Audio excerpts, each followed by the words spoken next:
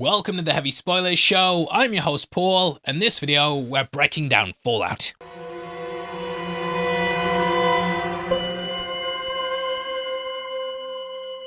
We are back once again with a Fallout episode that's full of reveals and an awesome cameo for fans of the games. There's Easter eggs, big things going on, and lots of amazing moments, so let's just get right into it. The only way to guarantee results is by dropping the bomb ourselves. Now, we open before the Great War as Vault-Tec workers callously discuss the marketing for the end of the world. We start the scene with a shot of Barb's eye and close out with it as well. Very Blade Runnery, and I think Barb being shot like this also highlights she's finally starting to see the horror she could unleash. She's been desensitized to it before and viewed it as some abstract statistic that's part of a corporate plan. The nuke being reflected in her eye also builds off the opening of Season 1. In many ways, she's witnessing the bomb that her husband saw in the first episode. And it's a great callback. Nolan, as always, messes with our perception of the timeline, and we discovered this is before the meeting of the Season 1 finale. Now, last week, one of Bud's group said Barbara was in charge of the pictures for the vaults, which is what this scene's all about. The scientist then presents the water purifier from Fallout 1 as well as the show and drops some very interesting lore.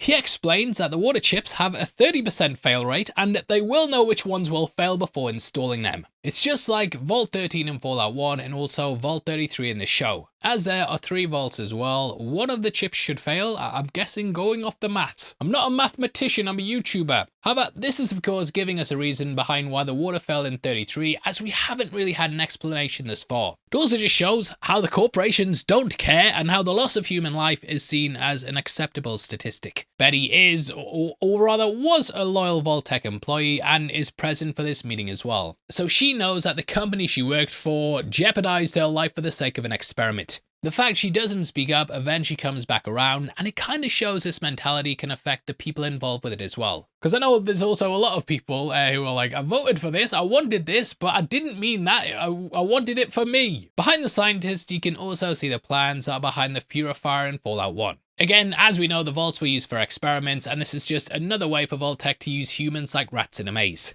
Even kind of building off the rodents that Hank initially used to test the chips with. I love how he says they can choose who runs out of water and asks if she has any preferences. Yeah mate, that's Screen Crush 1, Vault 69. But yeah, it just shows the complete disregard for life. The guy chomping down on a burger and then Bud eating his fries while discussing the early alert system. Now from this we also gather that Vault-Tec will know 30 minutes ahead of a bomb dropping so they can get to their vaults. This has provided another avenue of opportunity, and Bud thinks they can milk more money by offering a special VIP freeway. We've all seen these sort of queue jump systems at airports and theme parks, but doing it with an atomic weapon is kind of bad, I think. What do you mean all queue jump systems are bad? I do think this got implemented though, as we met that Premium Plus member who Hank experimented on. I did also wonder why they wanted to make loads of money when it will be useless in the end of days. But they do need the revenue to build all the vaults. So it's kind of pay for it now, get it built, and hope the things you buy here will help you survive forever. It does seem like the end of the world came as a shock to Barb, though, as Janie was with Coop when the bombs dropped. Now a common question is, how did Coop get his daughter to a vault in good time? In Season 1, we saw they were at a party in LA, and as we saw last week, Janie's in the management vault in Las Vegas. Fallout 4's opening also showed how quickly you needed to reach your vault. You probably only made it in that intro because the vault was so close to your house. And yeah, I do think towards the end of the system they're going to clear that up, as yeah, Janie goes to Barb, and obviously, you know, Cooper doesn't go with them. Maybe Bob didn't pay for his space in the vault or something. We have seen Premium Plus members ditch their families already. Bob looks horrified at all the proposals here though, and we then see the fake Mr. House. I love how he and Bob are just stooges for someone else and carrying out the will of a higher power with no real control themselves. Hank steps in for Betty, which then explains how he knew about the device. It's a Robco invention and Bob doesn't have the pay grade to ask what it is. I doubt even the fake Mr. House knows either. She mentions that he has multiple vaults to do what he wants with, but no one told her what the real plan is. He's giving them the brain control device in exchange for cold fusion. Vault-Tec must have thought the device was immensely valuable, hence why they're exchanging arguably the most important scientific breakthrough since the atom bomb. As Mojave said in Season 1 though, Vault-Tec took her invention and made it a propriety. In the end though, from what we know of the games and stuff, House needs the cold fusion to power his project in New Vegas. Last week, the real House said, it will allow me to stay alive indefinitely and protect Las Vegas from the coming nuclear war. Therefore will power both his chamber and the supercomputer used to aid in making his predictions. Instead of using it to provide cheap, limitless energy, they're simply trading it for a chip that controls people. House says that he spent a lot of time trying to make his machines more lifelike and calls it the automated man. In the future, or the present in the Wasteland, Hanks managed to perfect the device to control people and make them completely docile. Even the dreaded Legion. He also seems to idolize House in this episode, so I do think he was the one he was trying to contact in episode 1. There he said nobody in Vault-Tec knows he was there, and he did ask Betty to sit in on this meeting. I did wonder as well why Robco product was being used in the Vault-Tec vaults, but it does look like House did use a chip in a few of his assigned vaults in the end. This did give me a wild theory time though. Bring it back, theory time. And I will always theory time. We know that Vault-Tec are somehow working with the FEV, which in the game made super mutants. They are either intelligent or just like a Neanderthal. What if Vault-Tec knew this though and wanted the brain chip so they could control the super mutants that they make? Yeah, a bit out there, I admit, but that's the end of Theory Time. Memories, that is all I'm taking with me. We then see her look at her family photo, which reflects in her eyes once again. It makes me think of the poster for the New Vegas DLC or the Old World Blues. Anyway, from here we cut to the title, and we are gonna cut to a word from our sponsors. Okay, so Fallout's filled with nostalgia, and memories can often be linked to certain things. Just like Cooper can be taken back in time upon seeing something, that can happen to us as well. Last year, I went on holiday with my kids, and whenever I smelled another blue bottle I took out there on the holiday, I remember sitting around the pool and constantly shouting, "Stop fighting!" But it was a good time, and it's a nice memory. Scentbird is something I've been using for a year now, and it's an amazing subscription. Every month, you'll receive these vials full of spray that you've chosen from over their 900 designer and niche fragrances, for a fraction of the price as well. They all come in these compact cases that also have a travel lock function too. So if you're worried about going abroad and the bottle breaking, then cast all those doubts to the side. And let's be honest, you also don't really need a big bottle for a 1 or 2 week holiday. This also means you're not locked into the same scent for sometimes years at a time. It also allows you to try new sprays without paying for them outright, so you're not locked into something you don't like. You also get these cards with every vial that outline some of the info on the fragrances. There's Sexual Gold Vanille by Michael Germain Paris that has an apple, amber and grapefruit scent to it. I also got Liberty Beauty Zephyrine, which I hope I'm pronouncing right, which has fig, suede and rose as well as cedarwood. Along with this I got Givenchy Gentleman Society and Arquis Nocturnality. Every month as well, Scentbird change their fragrance of the month, so you'll always have something to look forward to. And if you want to try it out, they've got a great 55% off your first month offer when you use my code 55spoilers or scan the QR code on screen right now. You'll get to try the first fragrance from Scentbird for only $8.97, and your next month will be only $17.95. Again, that's 55spoilers or scan the QR code on screen, and yeah, that means you can start your own scent arc without dropping a blockbuster budget. Anyway, let's get back to the breakdown.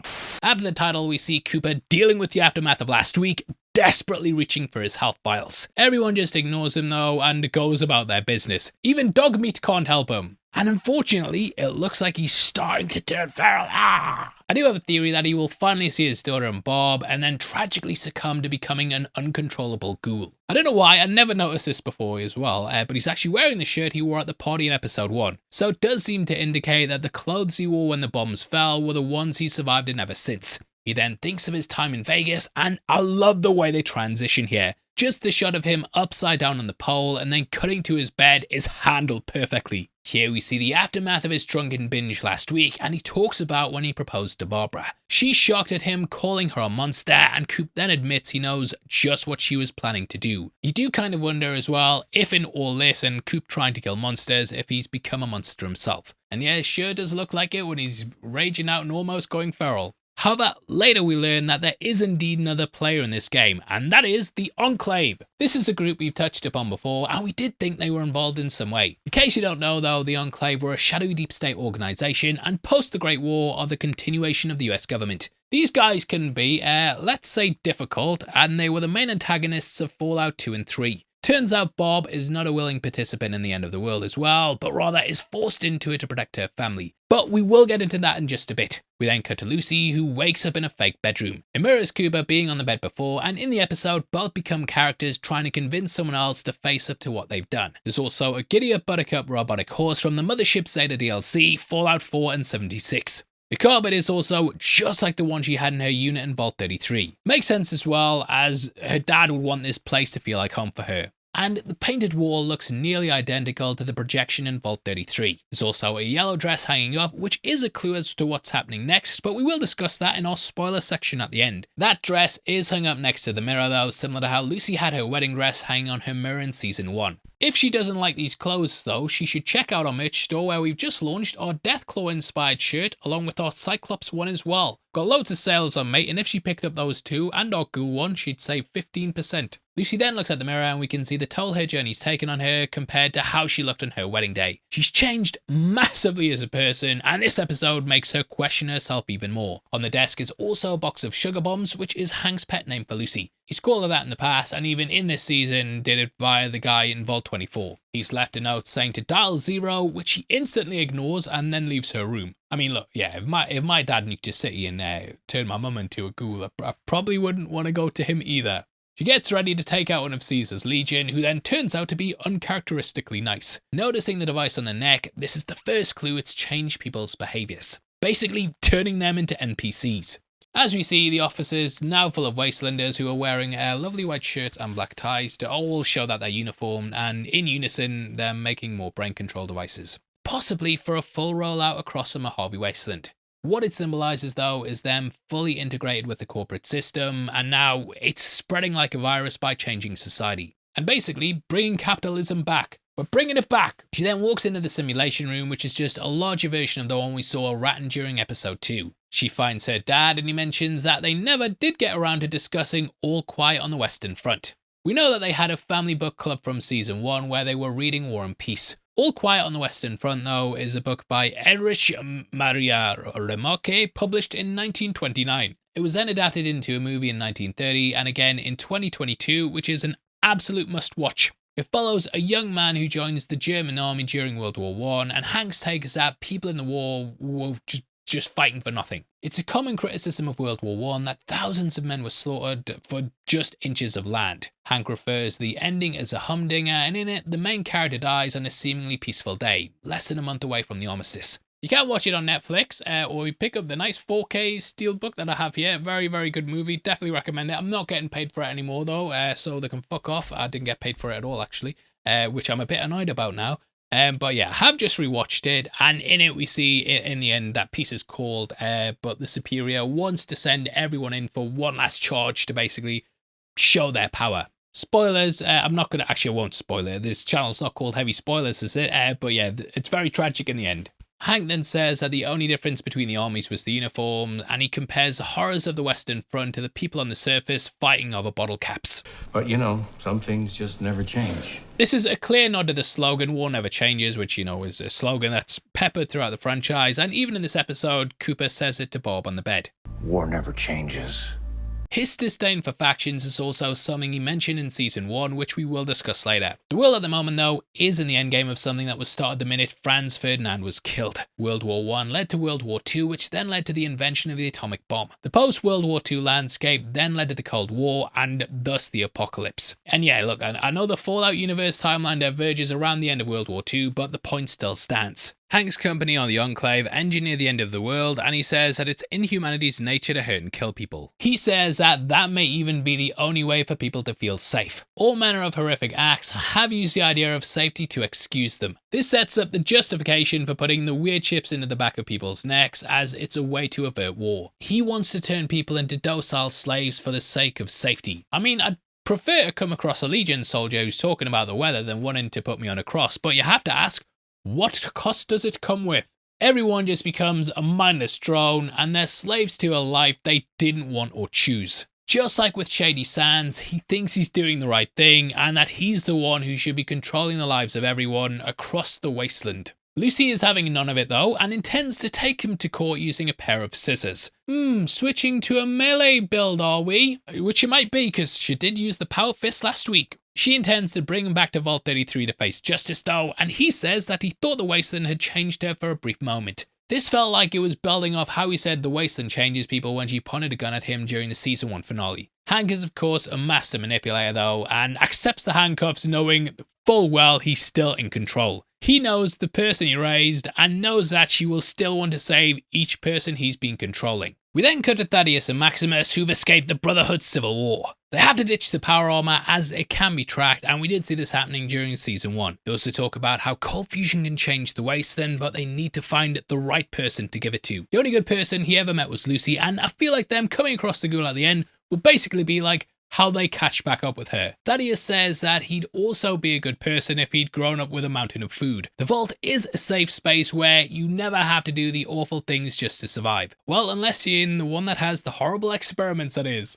Lucy's sense of justice though and the golden rule are essentially privileged, touching upon nature versus nurture, and it is unlikely she'd be like this if she'd grown up on the surface. Siggy said to Lucy in season 1 that he doesn't think she has what it takes to survive in the wasteland, and he says that she needs to adapt, which is something she's trying to avoid and basically just sticking to her principles. However, her golden rule has been put into question as she did steal the addict doll, killed someone, and now this stuff with her dad has put her in a crisis. We learn that Thaddeus also grew up in the Boneyard, which is a location in Fallout 1. It's in the ruins of Los Angeles, which has been mentioned in the franchise a number of times. It's also a place that Mojave delivered power to before the Brotherhood of Steel took possession of the cold fusion. Maximus then says how he remembers good people, which most likely includes his father. We then cut to the ghoul, who's having a bit of a bad time he is. Don't know why I said it like that, but he's struggling to remember his name in the face of a possible descent into becoming feral. As we guessed, it seems like the stuff he takes via the inhaler keeps him from turning completely mindless. However, due to an inconvenient pole, he simply can't reach it. It's also impossible for him to climb up, which I think is a great metaphor for him trying to reach his family as he repeats Janie's name. Luckily for him, a kind stranger comes along and lops off the top of the pole and helps him out of his predicament. We then get a little clue with the sound effects and the strength that this is actually a super mutant. The pair then go past the ghoul bag from Fallout 3 in New Vegas, which can be found at the super mutant camps. Also, love how there's a radiation lamp being used for both light and to heal the ghoul until the mutant can give Coop the uranium. The hideout is in an old church filled with more gore/meat bags, and the mutant then hangs the ghoul up. I did wonder if this was purposely done to mimic the crucifixion pose, and yeah, with this being a church, makes a lot of sense. Earlier in the season, we also saw Lucy crucified, and it could play into the idea that they're the saviors of the wasteland. In New Vegas, the only churches that I knew of were like the Searchlight West Church and the Searchlight East Church, but they didn't look like this. New Vegas also has cave paintings in the game, just like here. Now we don't know exactly where this is, and the super mutant is very secretive about where they've made their home. In the game, there was a location named Jacobstown where super mutants, humans, and ghouls lived side by side. It's a continuation of the story of Fallout 2 and the story of Broken Hills, where a similar settlement was located. In the game, the main character then blows up the Enclave's oil rig as they wanted to use the FEV to kill everyone with a slight mutation. Last week we saw that Vault-Tec was somehow involved with a forced evolutionary virus as well. Though we haven't met them per se, this episode does confirm that the Enclave are the other party that Mr. House touched upon. Now even though this place is hidden, I do feel like Dogmeat will lead the ghoul back here. He would have caught the super mutant scent and managed to follow Coop to where Thad and Max find him. Now this mutant is played by none other than Ron Perlman, and he's been a series narrator since Fallout 1, and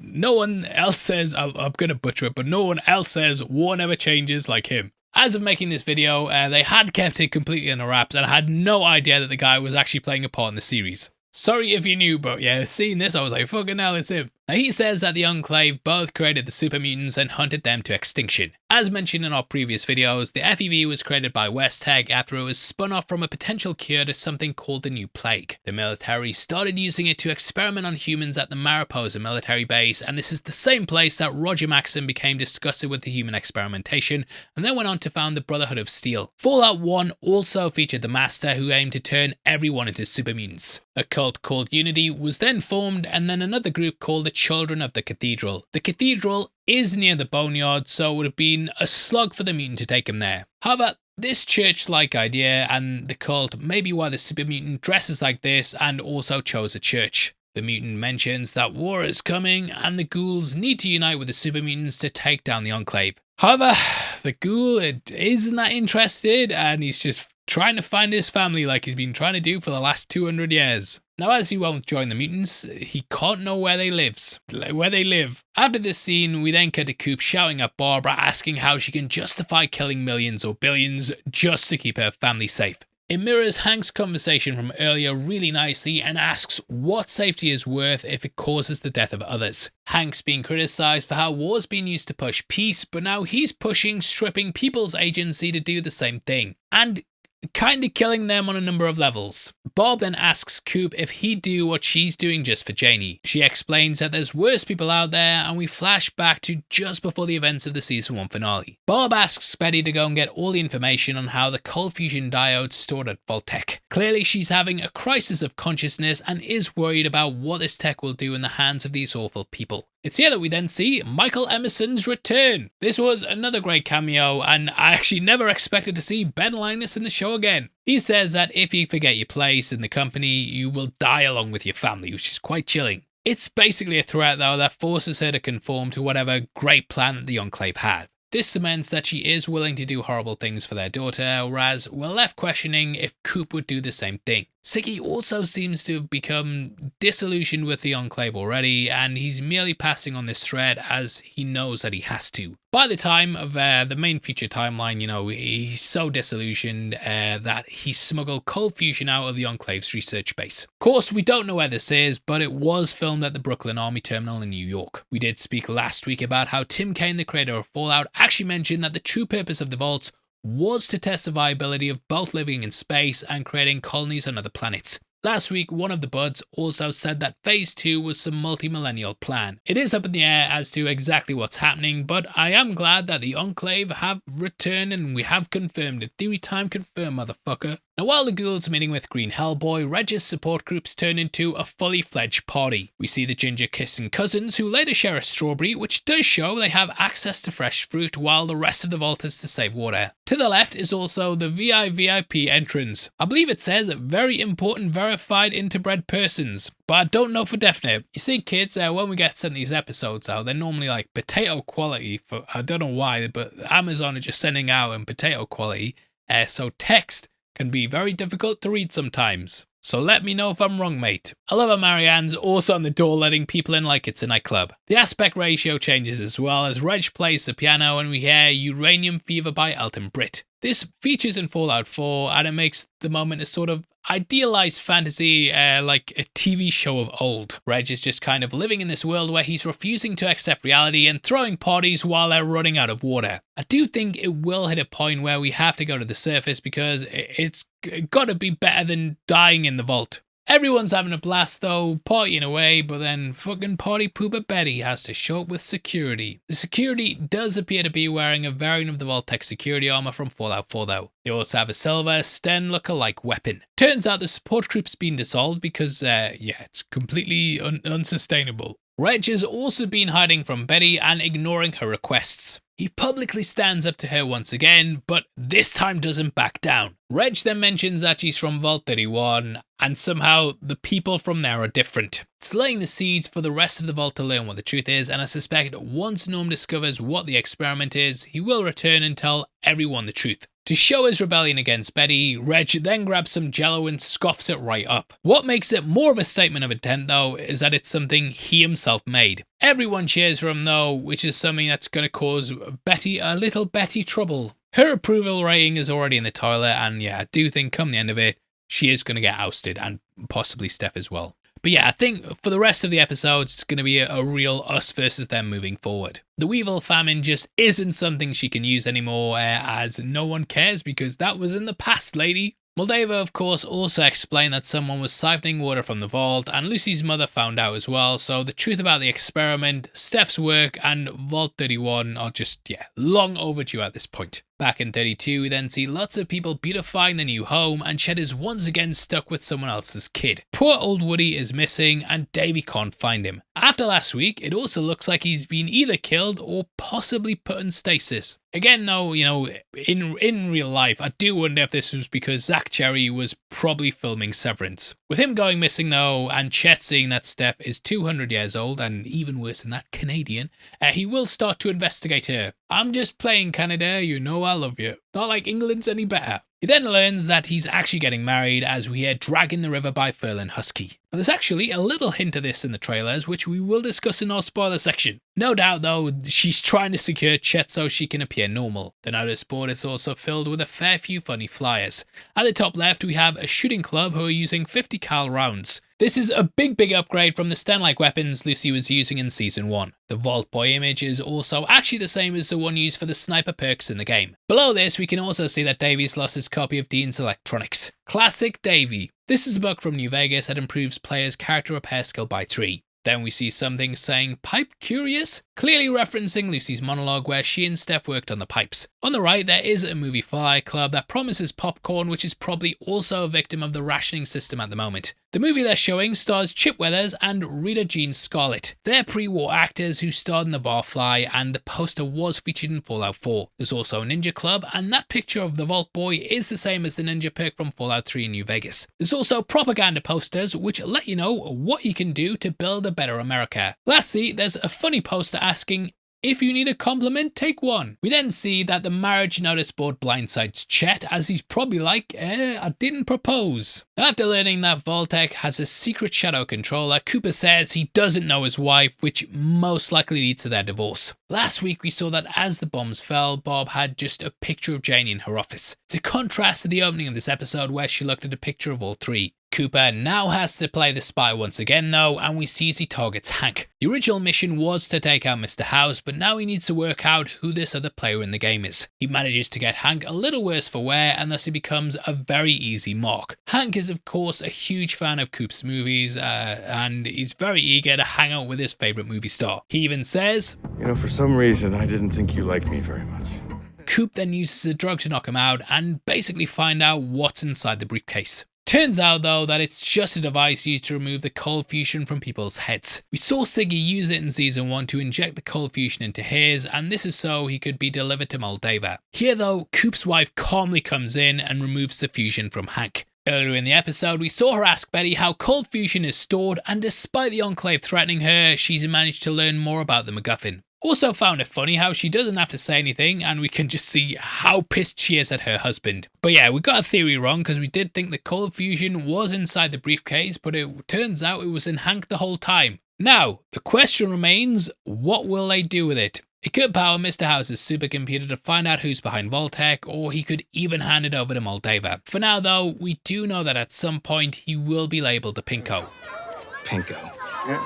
He still took my money. So whatever happens next, it's the beginning of the end for both his marriage and Hollywood career. After this, we then cut back to Thad and Max, who are woken up by dog meat. The good doggo then leads them to the Mojave Mission School. I think this is all new, as the only school that I knew of was the one in Good Springs. It's here though that the super mutant took Cooper after knocking him out. The last time Max saw him, he took a load of power armored Brotherhood of Steel members out using the design flaw that was in the T-45. Thaddeus is also a ghoul. Well, he might be a mutant, but he doesn't know it, so right now they have being a ghoul in common. Either way, they're a big group of misfits, and it's going to be a very weird trio going forth and trying to save Lucy. If Cooper thought Lucy was annoying as well, he hasn't seen anything yet with Thaddeus. In the room are also a few workbenches, and you can use a variety of these in the game, and I do hope we see the trio use one in the next episode. The trailers also give us a good look at what they're going to be doing next, which is something we will save for the spoiler section.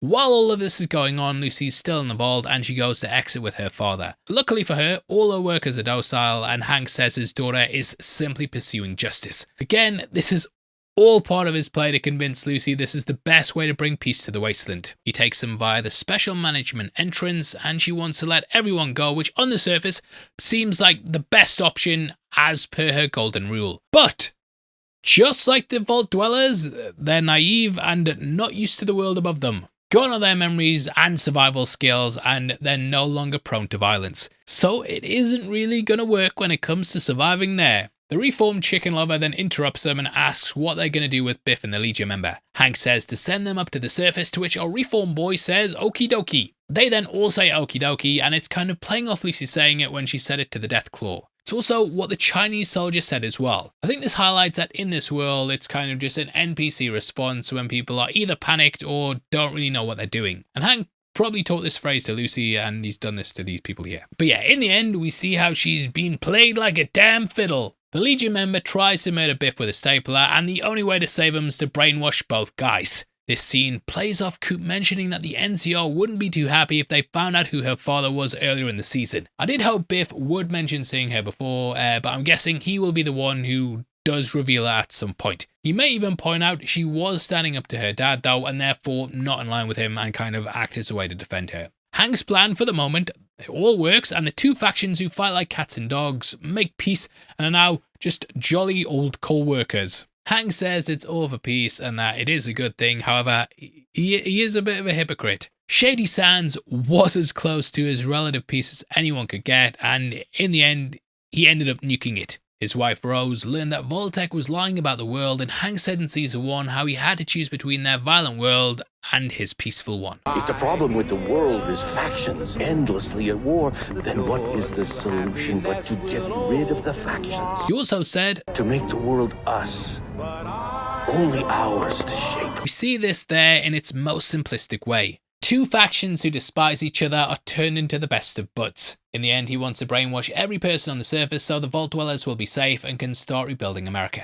It's like a less murderous version of the Enclave's plan in Fallout 2 to wipe out everyone but themselves. If he is indeed working with Mr. House as well, then it does fit in with what the Tycoon told Coop. He likes a world that he can predict, and if there's zero factions, then it's pretty easy to guess how people will act. Humanity will survive, albeit shackled, and there will be no more violence. However, there are variables that we do not know. And I don't like unknown variables. Irksome. Things like what the Enclave's plan is and where is Mr. House. The dislike of factions is also something Lucy hinted at when she left the NCR hideout. She said how they're just another group wearing uniform. So I do wonder who she's going to side with, and she might even see the docility as being something good. Anyway, that ends the episode and takes us to the credits, so for the next part of the video, let's break them down. Now over the top we hear Luther play the Boogie by Johnny Cash. His music has featured in the show before, and it also featured during Fallout 76. On Bud's desk we can also see So You're Thinking of Having Your Brain Removed, which does remind me a bit of the So You've Ruined Your Life one from The Simpsons. As we know, Bud eventually became a robo-brain, and it looks like he was planning it before the Great War. The desk is also littered with Grognak the Barbarian comics as well as the toy. It's an in-universe franchise which is obviously inspired by Conan the Barbarian. From Fallout 3, you could also find the comics in the game, and these would give you a permanent skill boost. The one with Mauler is from Fallout 4, as is the one in the middle, and sadly I can't quite see the one on the right. Bud is clearly also a fan of Coop, and we can see his posters for Under the Covers. There's also a man and his dog and gun. He also has a Giddy Up Buttercup and a mini nuke as well. By the looks of it, everyone's at Vault HQ,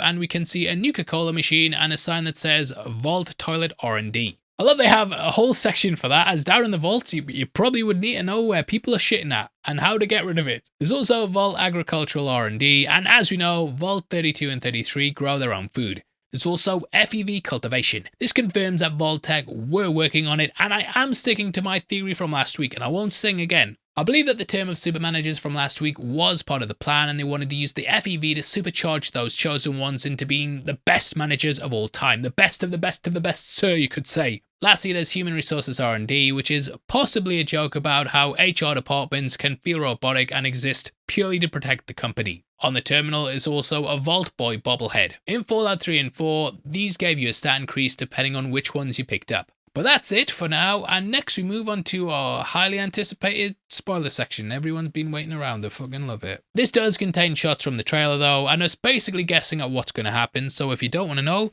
turn off now. Okay, so despite wanting to take her father back to Vault 33, Lucy's now stuck in a bit of a moral quandary. If she gets these people to leave, then they will die on the surface, and I do wonder if they can even survive on their own in the vault. We've seen in some of the TV spots that she's wearing the yellow dress in her room on the surface, which does appear to be on the New Vegas Strip. She also appears to escape using the little car that Hank used earlier in the season. So she is going to escape at some point, we do know that. However, she could have it just now, so we will see how much worse it gets down there. On the surface, she will also no doubt run into her mates again, with Maximus taking out a Deathclaw and NCR armor. In New Vegas, you could get the NCR salvage power armor, and I imagine the trio will be reunited outside the Lucky 38. Considering Coop is with someone who has cold fusion, he might want to use it up in the Lucky 38 after House's conversation in the past. That is very likely as well, as in the trailer we see Coop talking to Mr. House on a screen just like the game. Sadly,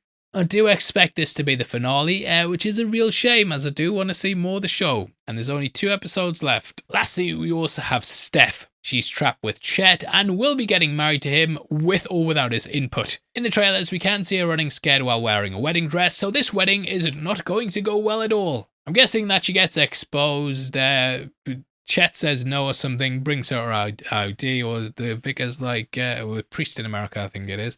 Do you take this person? The rattle off the name. He's like, this is the ID and shit. I'm rambling a bit. It's been a long day. But I do like how she has a white eye patch, which feels very Kill Bill. Anyway, that's it for another action-packed episode, which was very reveal heavy. I really enjoyed it again though, and so far I've been really loving this season. I know it's not been getting much online buzz, but hey, I've been having a good time with it. Anyway, I hope to see you back next week, and then after that, we will tackle the finale. So far, they haven't said whether they're sending the final 2 episodes out or not, so coverage might be a bit delayed. Just in case you were fresh and wondering if I've died or something. I'm probably fine, I'm probably working away on the episode, trying to get it out. But yeah, if I'm late, I'm sorry, but I hope to see you there anyway. Either way, thank you for watching, please drop a like on the video, and drop a comment with all your thoughts below. If you want to follow us on Instagram and keep up to date with what we're doing, then make sure that you also check us out at Heavy Spoilers. Members of the channel, as always, if you want to join, you click the join button, 99 cents a month, you get 1 breakdown a week before anyone else, costs less than $12 a year, and it all goes towards making me look